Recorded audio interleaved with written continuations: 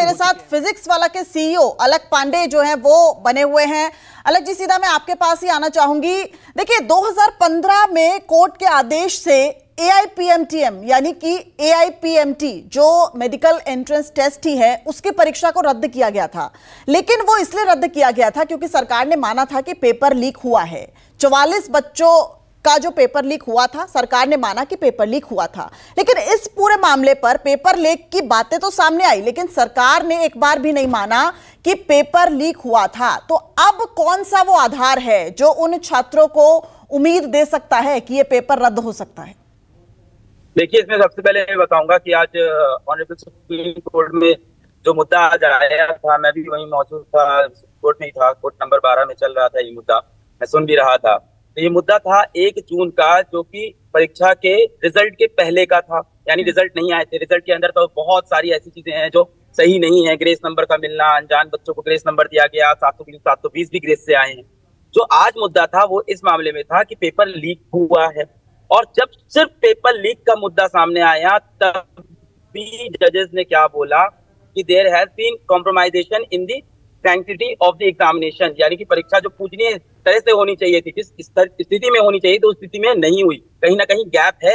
ये बात उन्होंने पेपर लीक के मुद्दे में बोली है। तो आप ये कह रही है कि सरकार ने बोला है कि पेपर लीक नहीं है। इसमें सुप्रीम कोर्ट ने आज सिर्फ पेपर लीक के मुद्दे पे भी यही बोल दिया, the sanctity of the exam is compromise. इसका मतलब उनको फील हो रहा है। दूसरी बात, जो आज की PIL है वो कुछ बच्चों ने दाखिल की थी 1 जून को। हमारी PIL कल आएगी, जिसके अंदर हम इस बात का भी जिक्र कर रहे हैं कि पटना में शास्त्री नगर थाने पे कंप्लीट डिटेल FIR है, जो कि ये बात पूरी साबित कर रही है कि किस तरह से पेपर लीक हुआ, किस तरह से आयुष राज को इन्होंने एक सेंटर से पकड़ा। आयुष राज का एडमिट कार्ड इनको एक डस्टर से बरामद हुआ, व्हाइट डस्टर।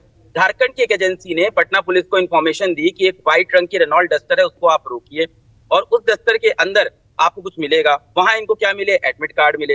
तो उस एडमिट कार्ड से ये गए और आयुष राज को DAV सेंटर से उठाया, उससे सवाल किया। उसने बोला कि हमें पिछली रात लर्न एंड प्ले स्कूल और लर्न बॉय हॉस्टल में रोका गया, वहां पे हमें पेपर दिया गया, रटवाया गया, और जब मैं एग्जाम देने आया तो मुझे 100% वही पेपर मिला।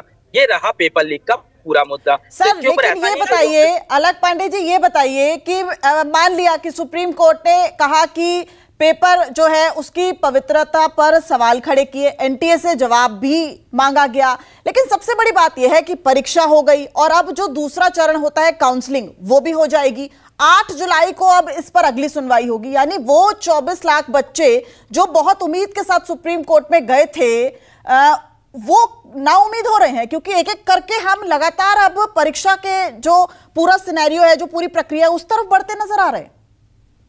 बिल्कुल सही बात है, ऐसा हो रहा है क्योंकि आज जो चीज गई थी वो कुछ बच्चों ने फाइल की थी। कल हम लोग भी इसी बारे में पहुंच रहे हैं, हमारी आज मेंशनिंग थी, कल हम लोग की लिस्टिंग होगी, कल हम भी पहुंचेंगे, तब हम लोग भी ये सारी चीज मेंशन करेंगे कि ऐसी ऐसी चीजें भी हैं, पेपर लीक भी है। और NTA ने जो परीक्षा के बाद रिजल्ट दिया उसके अंदर भी बहुत सारी डिस्पेरेंसीज है। इस तरह से ग्रेस नंबर बांटने का प्रावधान नहीं था।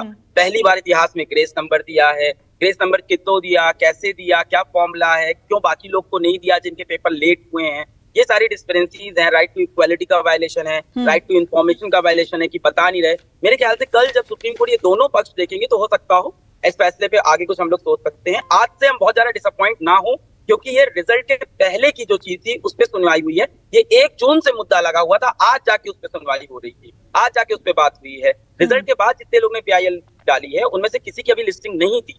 कल हमारी उसमें लिस्टिंग अगर हो जाएगी, जो मोस्ट प्रॉब्ली है, तो वहां के अंदर ये मुद्दा दोनों आएगा कि ये भी बात है, पेपर लीक का भी मुद्दा है, पटना के अंदर FIR भी है, और उसके बाद पेपर में जो ग्रेस नंबर दिए गए हैं जो कि पूरी तरह से इलॉजिकल है, इनवैलिड है, रूल बुक में कहीं नहीं लिखा है, वो बात आएगी। तब हो सकता हो माननीय सुप्रीम कोर्ट के रियलाइज हो कि जो बॉडी ये परीक्षा करा रही है उसने दोनों पक्ष पे, पेपर बनाने पे, chain of custody of paper को होल्ड करने पे, सही जगह पहुंचाने में भी गैप थे और रिजल्ट में भी गैप थे। ये जाहिर सी बात है कि बच्चे बहुत डिसअपॉइंट हुए हैं कि काउंसलिंग के ऊपर अभी रोक नहीं लगाई है। और इसके बारे में कहना कुछ भी मुश्किल है कि हाँ, बच्चों को लग रहा है अगर काउंसलिंग भी हो गई, सही बात है, तो फिर चीजें कैसी होगी। इस बारे में हम यही कहना चाहेंगे कि अगर काउंसलिंग नहीं भी रुक सकती है लास्ट टू लास्ट, तो क्या प्रोविजनल एडमिशन का प्रावधान बनाया जाए कि हाँ, जब केस यहाँ पे पूरी तरह से हल हो जाएगा तब तक एडमिशन सबके प्रोविजनल रहेंगे। अब ये सारी चीजें कल डिपेंड करती है कि माननीय सुप्रीम कोर्ट इस पे क्या फैसला सुनाती है, क्या बोलती है। ये सारी चीजें अभी कहना बहुत मुश्किल है।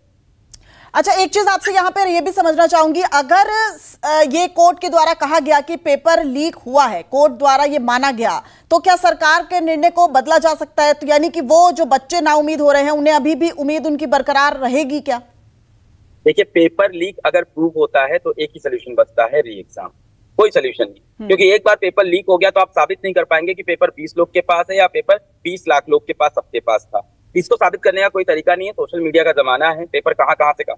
अगर ये बात प्रूव हो गई, जो कि पटना पुलिस के एफआईआर में है, जहां वो बच्चा कह रहा है कि 20 से 25 लोग के पास पेपर था, अगर ये बात जांच होती है और पूरी तरह से साबित होती है पेपर लीक, तो फिर री एग्जाम के सिवा कोई ऑप्शन बचता ही नहीं है। और ये मेरे ख्याल से डिसीजन सरकार का नहीं होगा, ये माननीय सुप्रीम कोर्ट का फैसला होगा। ठीक है, ठीक है।